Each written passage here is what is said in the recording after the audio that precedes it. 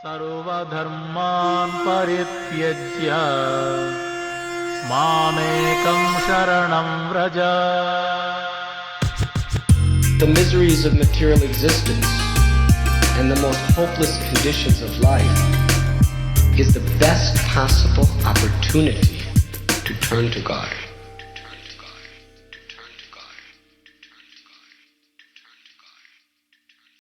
You're listening to Bare Knuckle Bhakti Shorties on the Bhakti Recovery Podcast with Jiva G, coming at you every Monday with a little spiritual something. Oh, hello. So today I'm doing this from my walk outside by the river. In case you hear the flowing waters, it's because I'm by the river Izar. It's a beautiful walk.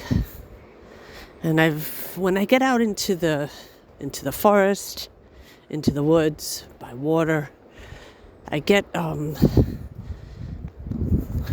very grounded, and my thoughts always go towards higher principles and higher thoughts, and I feel peaceful. And I was thinking about, every day or every year, I've lived here for 12 years, right by this wood, right by these woods and by this river. And every year, there's this little spot. It's like it was sort of like a little secret spot where I would go and swim. It's sort of, you have to go a little bit through the woods, and there's a bunch of gravel. And it's like maybe about 100 yards to this little island of gravel in the middle of the river. And I used to take such pleasure going there because it was like my own little island. And every year it became more popular. And every year there were more people there. And every year I would get upset. I'd be like, how dare these people be in my spot? That's my secret spot. And I don't want to see people, and I want to be there alone. And now, walking by, they've done a lot of, woodsman work. I don't really know what that is. Forestry work. And they sort of channeled the river differently. And now the island is gone. After 10 years, the island is just gone. And it really got me thinking of how pleasure is fleeting. Pleasure is fleeting. Anything that I'm attached to is fleeting. The water just took it. The flow of the water, the powers that be, that I have no control over, have taken that island. And now nobody's there. It's so much like life. It's just life. The powers that be, whether that's nature, other people, anything that I'm not in control of, will take what it takes. It will devour it.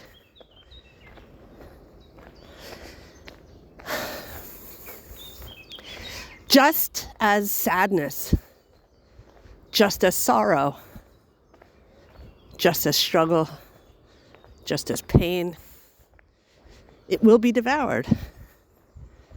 And in the very end, it will all be devoured because I will wither and die. This body will wither and die.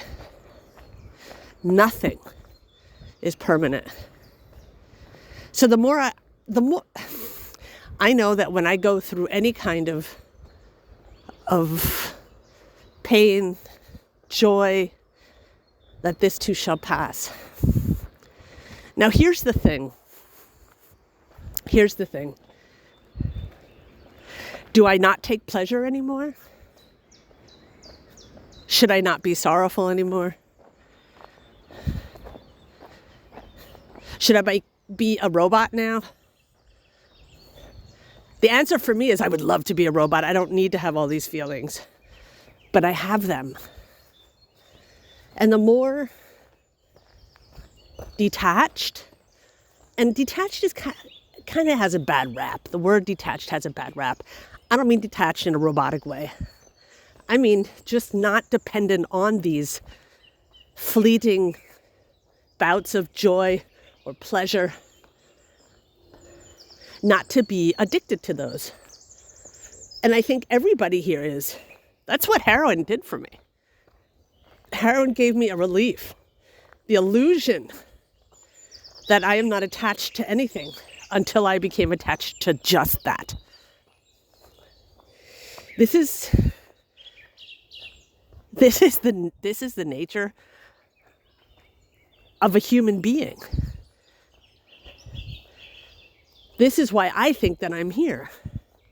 To realize that I am not here in this world to achieve anything, but to know that I don't belong in this world. Is that not insane? You know, and the next step is having a permanent safety in that fact, feeling safe, feeling loved from God, safe in the abode of God. That's sort of the goal. Not sort of, that is the goal for me. I take no safety here. And that's something that I have to kind of work through. You know, I don't know if I didn't have material safety when I was growing up. I didn't have emotional safety when I was growing up. Material safety I had, I mean, like, my family had money. It wasn't like we were poor or something.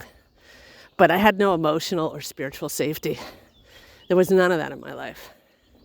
And I had to figure that out somehow. I had to find that somehow. I didn't have anyone to guide me.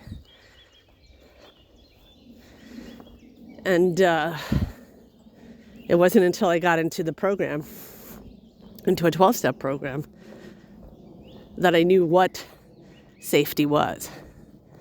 It was literally like my parents.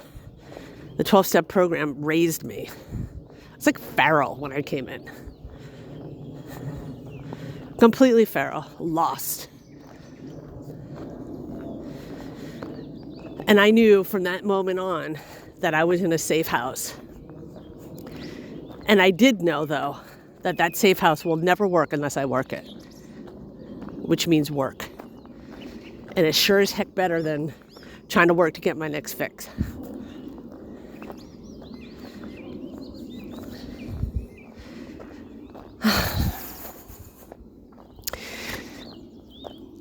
So coming into God consciousness was the next step up. I have so many steps further. So many. I look behind me and I look in front of me, and it's both endless. Just endless. My consciousness will never, ever, I'll never get to that point where it's like, okay, I've reached the highest of all consciousness. I guess that's not even a possibility. I know that I have a ceiling for myself, but that's because of my own limitations. That ceiling, when I hit a ceiling and say, okay, I've gotten to this place, that ceiling is because I have human consciousness, not spiritual consciousness.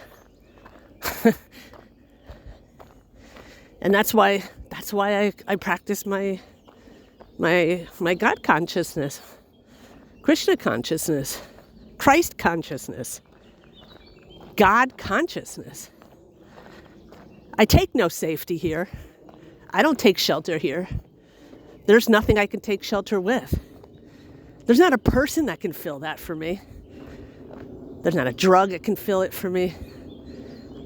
There's not another Amazon package that can fill that for me. Nothing. And sometimes that's really scary, because my head or my limitations, you know, when you're, put it this way, when you're drowning, when I feel like I'm drowning and I'm looking around to try and figure out something I can hold on to.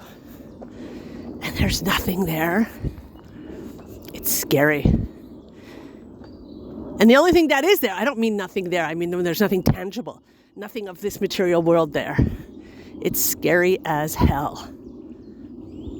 And then you realize, materially, I'm totally alone. And then taking it up to the next level and turning to God and saying, I'm drowning, God.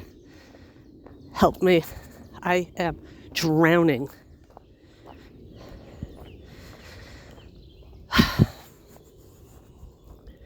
I've always been helped like that from God, whether I realize it or not. So,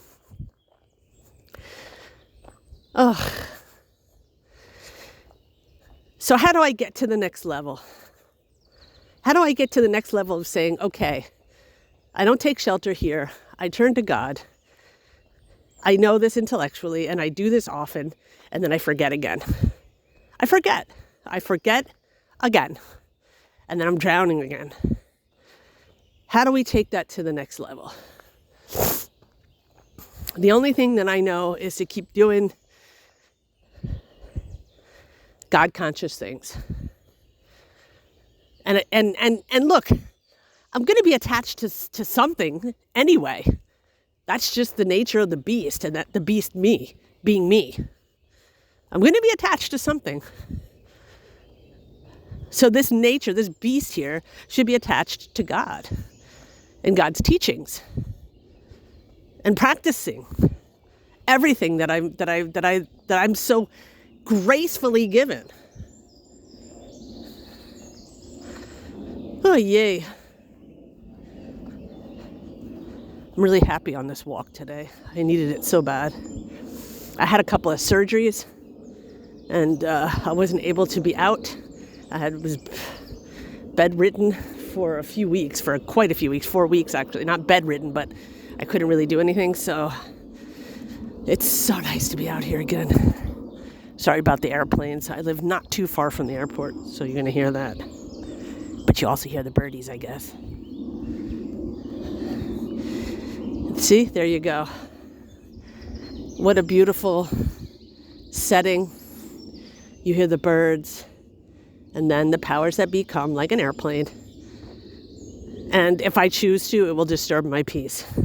And then I can go, why are those damn planes always flying over my head when I'm trying to enjoy this peaceful walk and listen to the birds? Yeah. Like the program says, acceptance is the key. Acceptance is the answer to all my problems today. And I am a work in progress. I am the beast. And the nature of the beast is to be attached. Anyway, I am grateful today for this beautiful nature. And I hope this little chat could jar someone into thinking a little bit. Maybe you can take something with you. Anyway, I love you guys. Have a great week. Haribo, Haribo. Thanks for listening. I hope you liked the Monday Shorties. Don't forget to check out our full-length episodes on Thursdays. If you like what you heard, spread the word. Peace out. सर्वधर्मान् परित्यज्य मामेकं शरणं Vraj. The miseries of material existence and the most hopeless conditions of life is the best possible opportunity to turn to God.